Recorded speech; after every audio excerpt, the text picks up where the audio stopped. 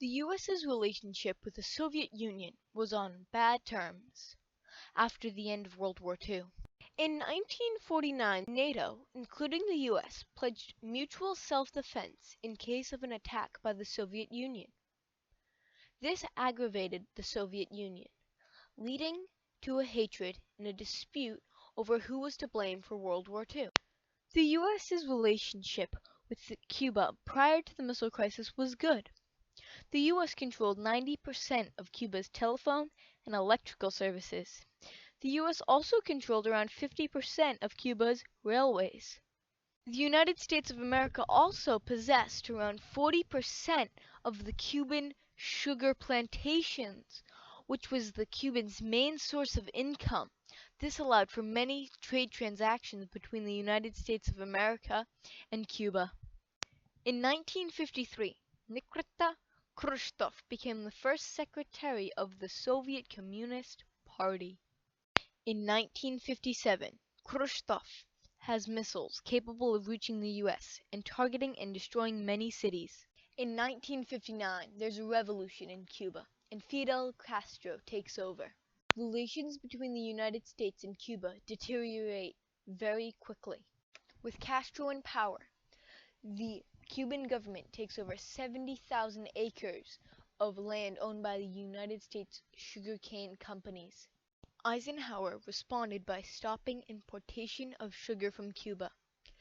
Sugar exports had been a cornerstone of the Cuban economy. Eisenhower tried to remove Castro from power by stopping trade. Eisenhower's attempt sadly failed due to the fact that the Soviet Union has agreed to purchase 5 million tons of sugar from Cuba over the next 5 years.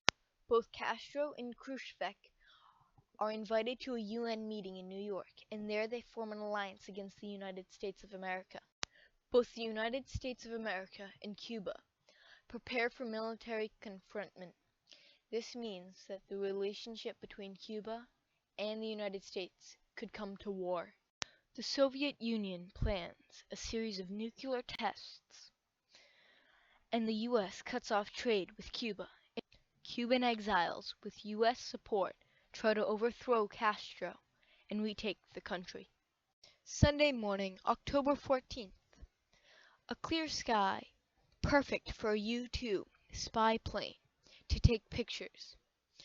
And these pictures proved that there were missile buildup and communist buildup on the island of Cuba. After President Kennedy found concrete evidence that could not be denied, he released a public service announcement which stated we had found the missiles on Cuba, as well as we would not accept them being there.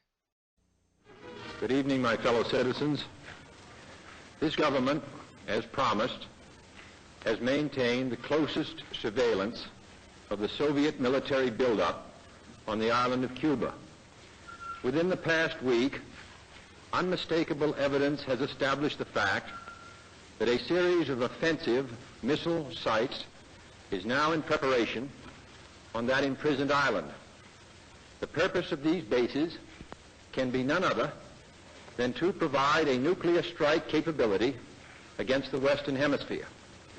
Only last Thursday, as evidence of this rapid offensive buildup was already in my hand, Soviet Foreign Minister Gromyko told me in my office that he was instructed to make it clear once again, as he said his government had already done, that Soviet assistance to Cuba, and I quote, pursued solely the purpose of contributing to the defense capabilities of Cuba, unquote.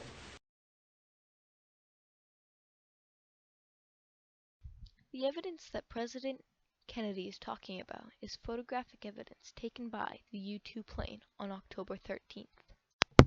Photographic evidence showed that there were missile trailers provided by the Soviet Union to help the Cubans fortify for a tactical attack on the United States of America. When we asked the Soviet Union if they had missiles on Cuba, they denied it, even though we had photographic evidence that we didn't share that backed our side. On further surveillance, we found that there were 16 to 32 missile spots